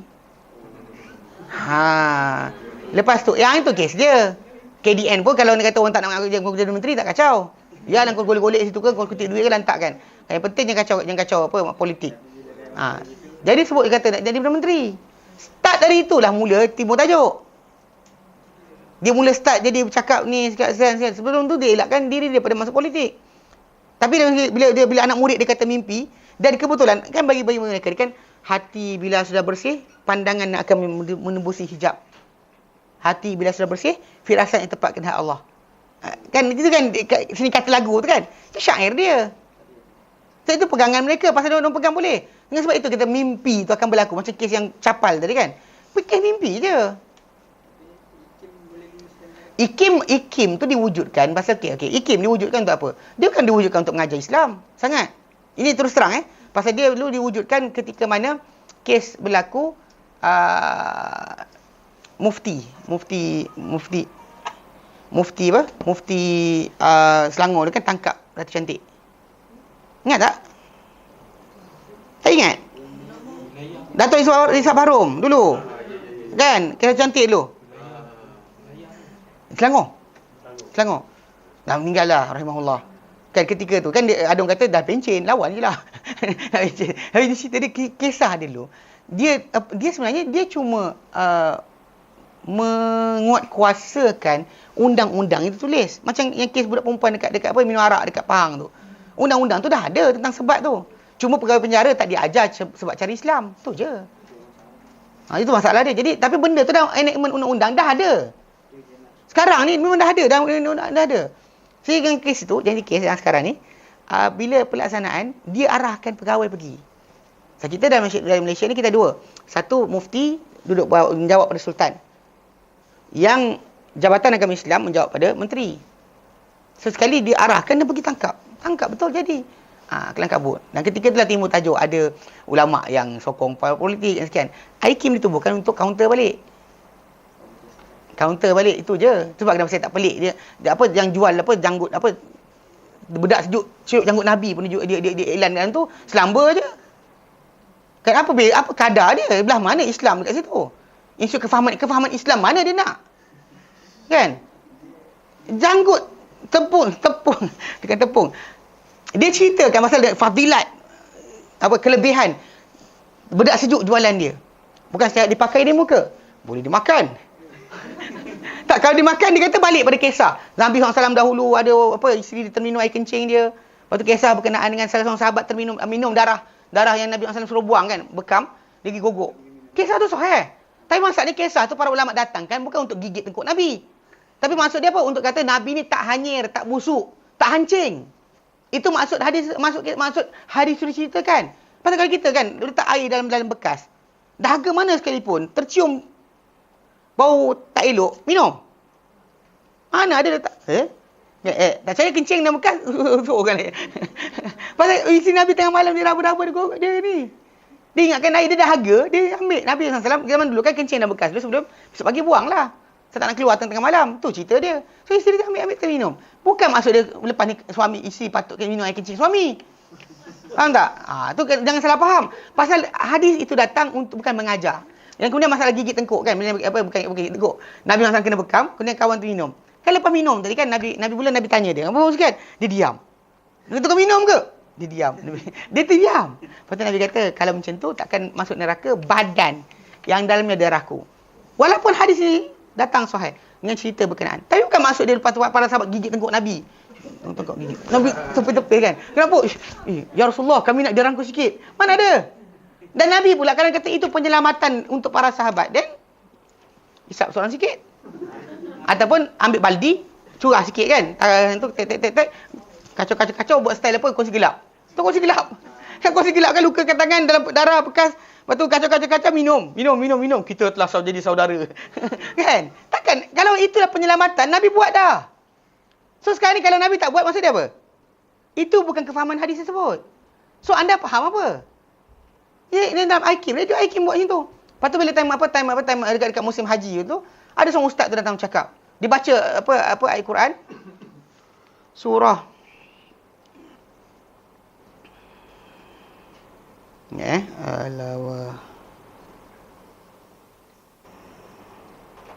la wajadullah. Okey. Surah An-Nisa ayat 64. Dibaca ayat berkenaan. Wa ma arsalna min rasulin illa li yuta'a bi idznillah. Dan tidak kami utuskan sebarang rasul kecuali untuk ditaati dengan izin Allah. Mana rasul diutus untuk ditaati. Jelas dah ayat tu. Lepas tu ayat belakangnya. Walau annahum idzalamu anfusahum, kalau mereka ketika mana mereka menzalimi, menganiaya diri mereka itu dengan berdosa. Ja'uka, mereka datang pada engkau hai Muhammad. Fastaghfirullah, lalu mereka minta ampun pada Allah Taala. Wastaghfar lahum rasul, dan rasul minta ampun untuk mereka. Maka lawajirullah, pasti mereka dapati Allah Taala tawwabar rahimah, boleh taubat lagi, Maha penyayang. Didatangkan satu kisah berkenaan dengan seorang lelaki duduk dalam Masjid Nabawi, bukan sahabat Nabi, orang zaman yang berikutnya, dia duduk dalam masjid Nabi, kemudian ada seorang Arab Badui. Dia kata, ya Rasulullah, dia kata sekian dia cakap kat kebun Nabi. Waktu Arab Badui ni kisah Arab Badui ni cakap macam tu, minta ampun kan dekat situ, baca ayat Quran tadi, Nisa kan.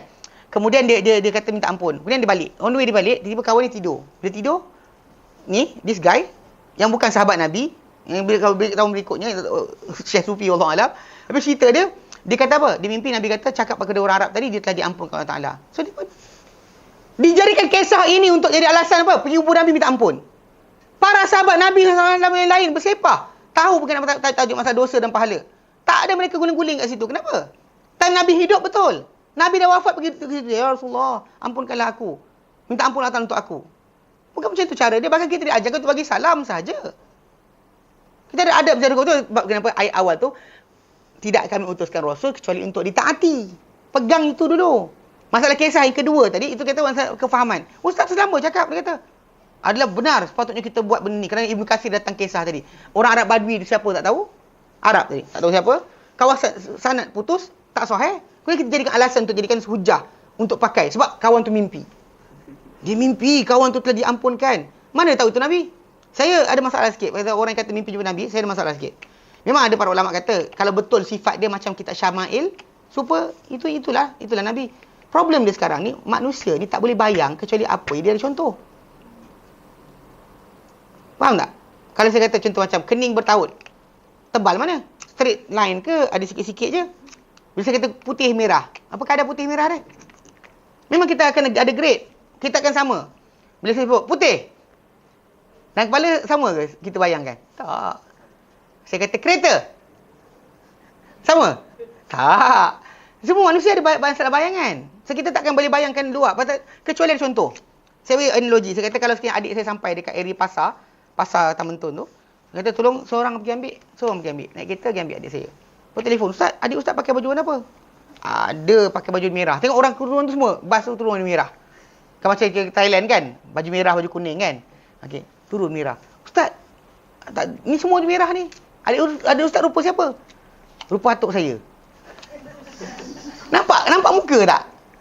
Atau rupa Ustaz ke? Tak ada rupa saya pun atuk saya. Pula. Macam nak kenal? Rupa manusia dia tahulah dua mata, dua kaki, dua tangan dan sebagainya. Tapi masalah kan, mana rupa satu? Tak ada siapa boleh clarify.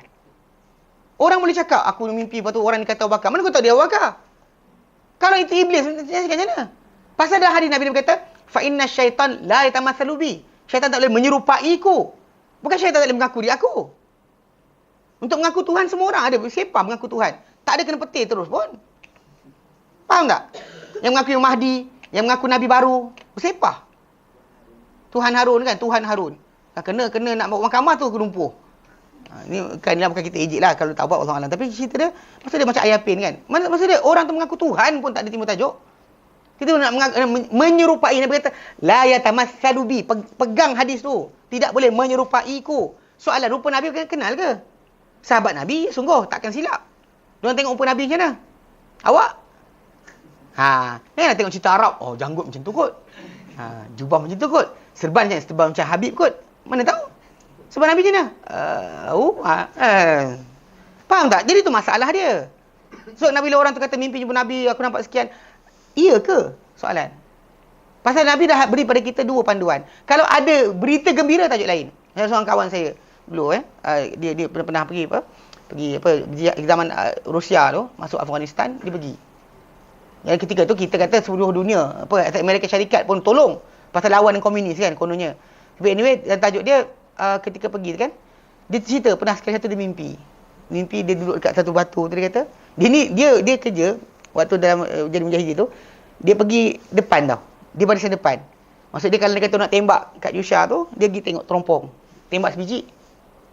Okey, dia kata okey, depan sangat. Riba sikit. Serang bandar tu kan. Dia pergi depan sekali. Orang pergi depan sekali bahaya. Sebab dia pergi depan sekali, maksud dia orang sini akan tembak. Tapi dia tukang bagi arahan. Tahu tak? Jadi kata mereka terlajak ke, terlebih kurang ke, dia cerita. Lepas tu, jadi dia kata satu hari tu dia mimpi. Dia mimpi ada orang naik sekian. Dia cerita apa suasana dalam mimpi tadi. Mana dia duduk dekat batu tu tengah tunggu kan. Dan sekian, tiba-tiba datang orang. Naik kuda, naik sekian. Betul, ada seorang tu bagi dia anggur. Dia ambil, dia makan lah, dia kata. Lepas tu kemudian, tiba orang tu pergi. Ada orang datang pada dia. Kau tak tahu siapa? Kata, itu Rasulullah. Itu faham tak? Berita gembira.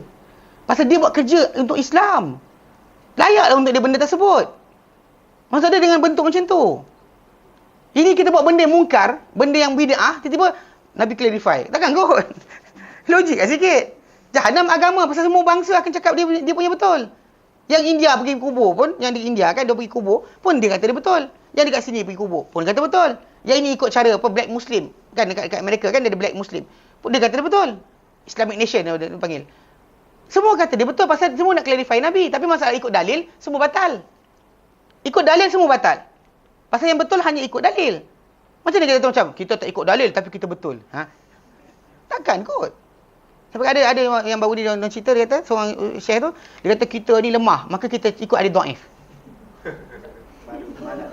Saya sebut nama, Saya sebut nama.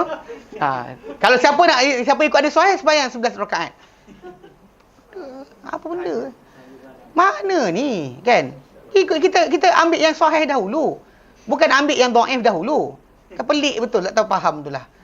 Degil, ni bagi degil. Tapi dia ada orang kata dia ahli hadis ni. Ahli hadis apa bendanya? Kalau kata dia syarah hadis, saya ingat saya dengar sini syarahan dia. Dia syarah hadis Sahih Muslim.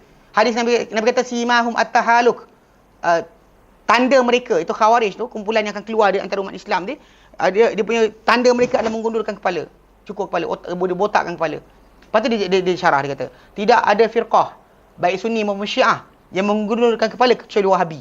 Bahkan mereka menggondolkan kepala wanita. Di opposite apa saya tengok. Bahkan orang yang orang Salafi kat Saudi kat mana, rambut sampai sini tau. Rambut panjang, tak ada botak-botak, ni bukan kerja dia. Tahallul hanya kita, botak hanya kita tahallul saja. Dia purely ikut dalil.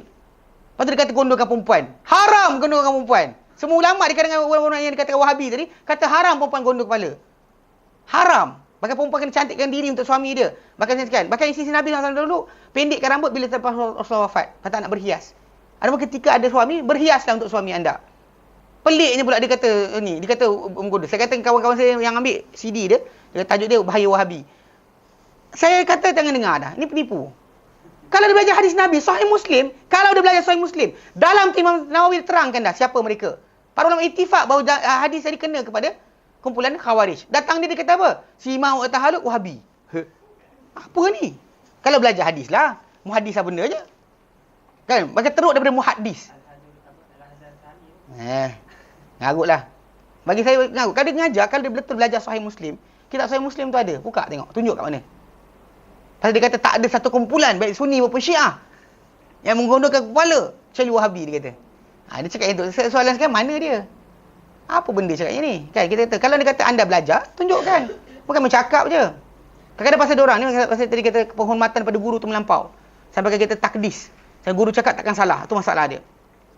Oleh sebab dia kata, kesan iman yang hakiki tak muncul dunia. Pasal diorang buat dia opposite kepada arahan Allah Ta'ala. Maka ia juga tidak akan muncul sama sekali hasilnya di hari akhirat.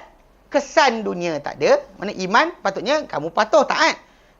Kalau kesan dunia tak ada, dan hasil akhirat tak ada jugalah. Dalil untuk itu adalah bahawa Nabi SAW mencabar kalian. Jika iman kalian mempunyai hasil ukhrawi. Kul in kana lakumud darul akhirah. Katakan hai Muhammad, jika untuk kamu ada negeri akhirat. In kana lakumud darul akhirah. Mana kalau kamu ukhrawi, untuk kalian melihat bahawa dia mengunda pahala pada kalian dan kenikmatan yang khas. Min dunin nas, khalisatan min dunin nas. Khas untuk kalian, tak ada untuk orang lain. Kan kata hari Yahudi, kami ni anak-anak Tuhan, kami sekian. Betul? Fatamannaul mauta. Maka impikanlah kematian. Kita ni kalau katakanlah kita ni, contoh macam kita ni dapat assurance kan.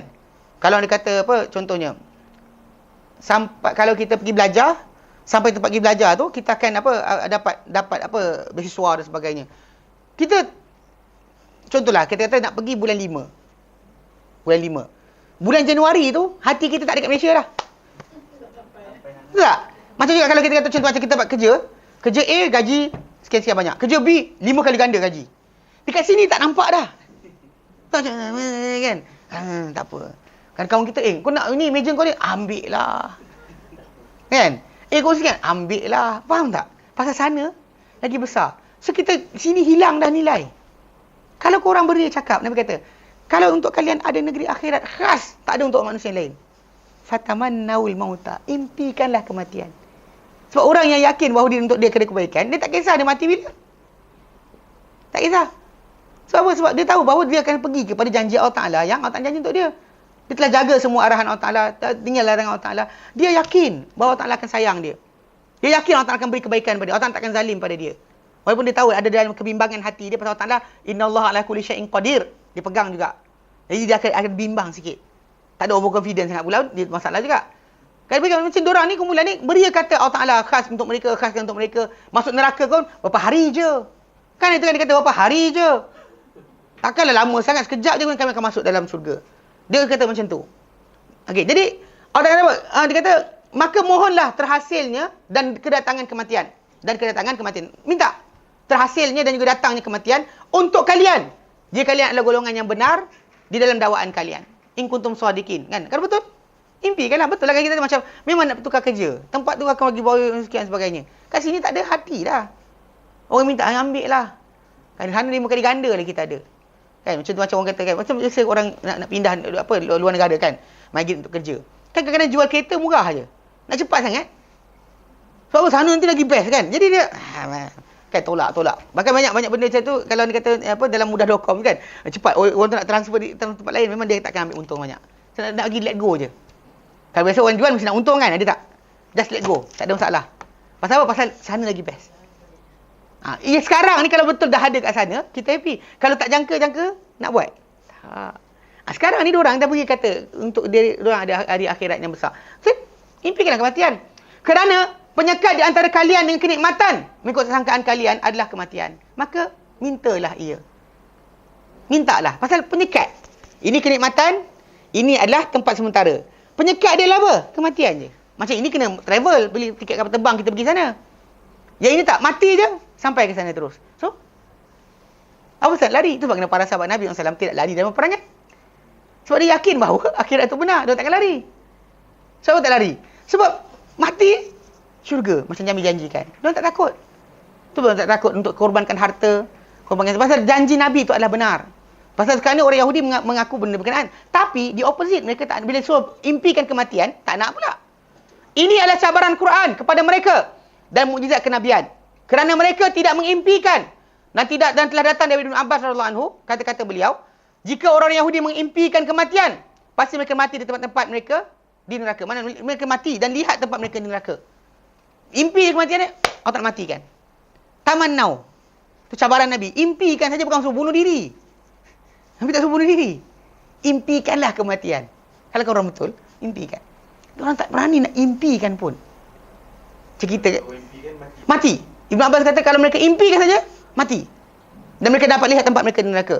Mereka tidak sekali-kali akan mengimpikan, dan itu adalah kerana apa? Kerana mereka tak nak impikan. Kerana mereka benar-benar mengetahui bahawa mereka adalah golongan derhaka lagi fasik. Kan dah langgar. Memang kita takut lah. Kalau kata kita yakin kita tak dapat apa tak ada masalah, okey. Problem sekarang ni, kita yakin kita ada masalah. Diorang tahu diorang ada masalah. Yang telah apa? Orang kata apa? Walai yatamannauhu abadan. Mereka tak akan mengimpikannya selama-lamanya. Bima qaddamat aydihim, sebab apa? Dikerjakan oleh tangan-tangan mereka. Dah upfront dah. Tangan dilakukan pembunuhan, penyelewengan dan lain-lain, dan ubah kitab. Maka Allah Ta'ala tahu, dan Wallahu alimun bizalim. Allah Ta'ala tahu tentang orang-orang yang zalim. Allah Ta'ala tahu. Jadi dengan sebab itu, kerana itulah mereka tak berani impikan. Dan sesungguhnya dia kata keadaan mereka yang cintakan dunia benar-benar ajaib. Kerana mereka adalah manusia paling tamak terhadap kehidupan dengan apa cara sekalipun. Kehidupan berkenaan. Tak kira hidup tu mulia ke hina, tak kisah. Janji dapat hidup. Datang perkataan hayah dengan nakirah. Nakirah maksudnya tak ada alif lam. Wala tajadnahum ahrasan nasi ala hayatin. Maksudnya dia datang dengan kalimah yang satu kehidupan. Memang any kehidupan. Dengan apa saya sebut, nakirah bagi pengertian kehinaan. Menunjukkan hina. Berkata Syekh Qutb rahimahullah, apa sahaja kehidupan, tidak penting ia menjadi kehidupan yang mulia dan tidak juga kehidupan yang berbeza sama sekali. Kehidupan sahaja. Kehidupan dengan ketidaktentuan dan kehinaan ini. Satu kehidupan, dia kata tak kira kehidupan tu tenang ke, elok ke, satu kehidupan yang kesejahteraan ke, tak kira. Bangsa Yahudi tak pandang. Ia adalah bangsa Yahudi. Dia kata pada masa lalu, pada masa kini dan pada masa akan datang, sama saja. Asal dapat hidup, sudah. Asal dapat hidup, sudah. Ini bahaya. Sebab kita kata perangai ini sering berlaku di masyarakat kita sendiri. Sibuk pentingkan untuk panjang nyawa, panjang hidup, lupa sebenarnya masalah dosa dan juga pahala. Kadang-kadang itu sebab saya perhatikan. Ada orang banyak bagi amalan-amalan pelik-pelik. Tahu amalan pelik-pelik? Kalau baca ini akan terbang, baca ini akan sekian. Semua benda tu nampak tak kesibukan hidup dunia. Bukan untuk akhirat pun.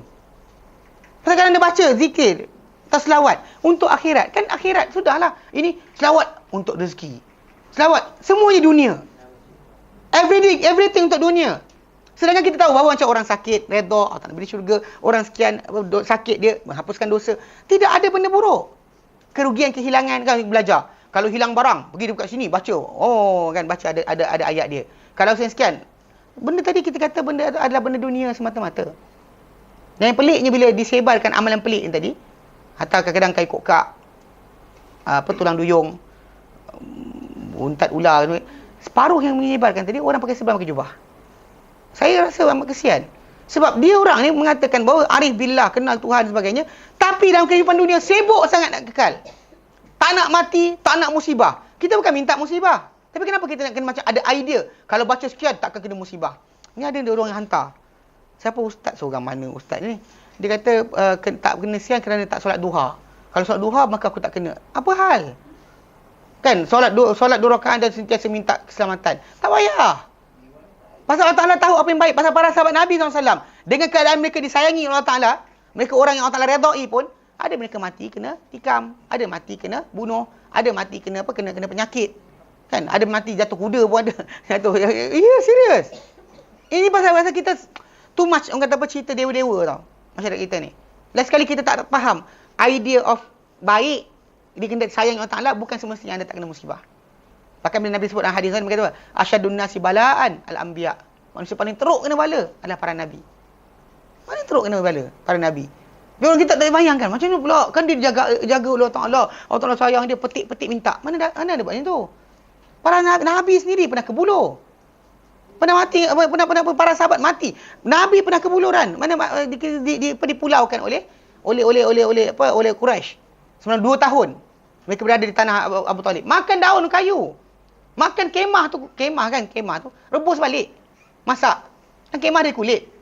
Siapa dia rasa ada beg kulit tu, try tengok rebus. Pakai pressure cooker. Kembang balik tu. Try tengok apa rasa. Kalau dah rasa, beritahu saya. Kalau sedap, kita beli.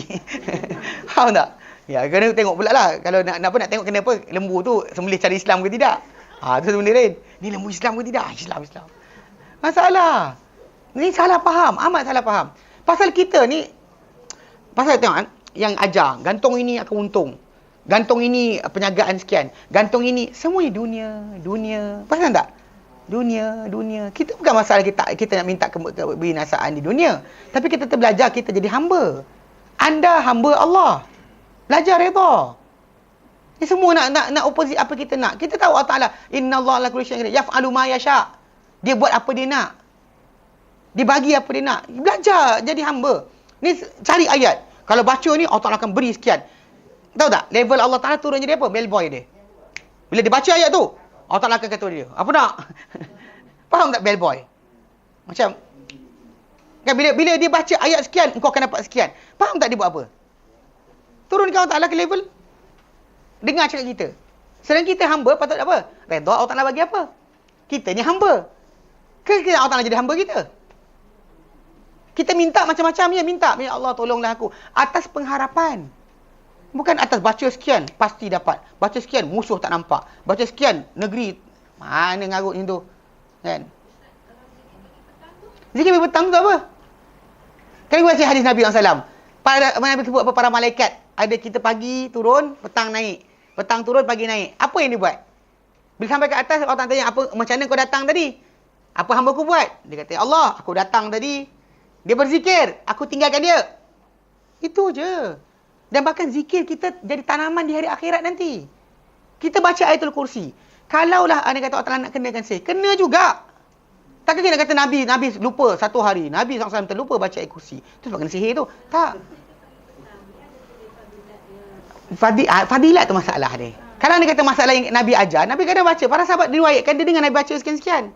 Yang mana doa. Kena faham ya? Ada yang doa. Contoh macam, Ya Hayyu, Ya Qayyum, wahai Maha Hidup, Maha Berterusan mentadbir, birahmatika astaghits, dan rahmatmu aku minta pertolongan, aslih li sya'ni kullahu, perelokkanlah urusanku semua sekali, wala takilni ila nafsi tarfata ain, engkau biarkan aku pada diriku walau sekelip mata, jangan biarkan aku uruskan diri aku dengan sendiri walau sekelip mata. Maksud dia doa. Kan Rabbana zalamna anfusana, itu kan doa. Kita nampak meaning dia. Lain-lain tasbih dan juga takbir tadi menjadi tanaman akhirat. Itu yang penting dia, macam Nabi SAW sebut ayatul kursi, menjaga daripada jin. Ya, tapi nak lepas. Kan lepas, kita kata terlepas. Berdasar kadar Allah bagi. Kita sebenarnya kita buat benda effort tadi. Tapi kalau kadang kita tengok macam orang tukaran buku, 3 senjata wali Allah. Kan, kalau baca negeri takkan diserang. Kalau baca musuh tak nampak. Kalau baca rezeki tak ada tiba datang. Faham tak? Itu macam tauki. Macam orang kata, Ya Latif, nanti anak pun dengar cakap. Seriously kan? Kau biar benar. Kau spoil budak tu. Spoil bagi macam-macam. Tak pernah marah, tak pernah tegur. Kan? Lepas tu kan? Macam cerita Peramli. Dia tunjukkan cerita apa? Anak Kusarali kan? Dia tunjukkan benda tu realiti masyarakat. Dan anak yang tak ditegur akan jadi macam tu. Ya. Bukannya pasal dia lupa Ya Latif. Kan? Sebenarnya anak Kusarali tu, dia tertinggal satu slot. Di mana bapak dia lupa nak zikir. Ya Latif. Macam tu. Harus betul. Ya, sebab Nabi buat. Bahkan itibak kita tadi menjadikan kita apa? Itibak tu penting. Pasal janji Allah Ta'ala yang asal lah. Kul in kuntum tuhibbunallah, katakan Muhammad. Kalau semua cinta Allah Ta'ala, fattabi'uni, ikut aku. Ikut cara Nabi dalam berzikir, cara Nabi dalam solat, cara Nabi dalam ibadat, akhlak Nabi, akidah Nabi. Yang penting. Harap tak ada masalah. Berdoa pada masalah. Berdoa tak ada masalah. Cuma kita kena ingat, Allah Ta'ala tak perlu bayaran. You know, macam, if I do this, Allah give me this. Tak. You don't do anything. Ya Allah. Allah tak akan bagi. Kita boleh bertawasul dengan amalan. Ya, amalan kita boleh. Dia kata, Ya Allah, kalau sekiranya amalan kau ni ikhlas pada kau, berikanlah aku sekian. Ya.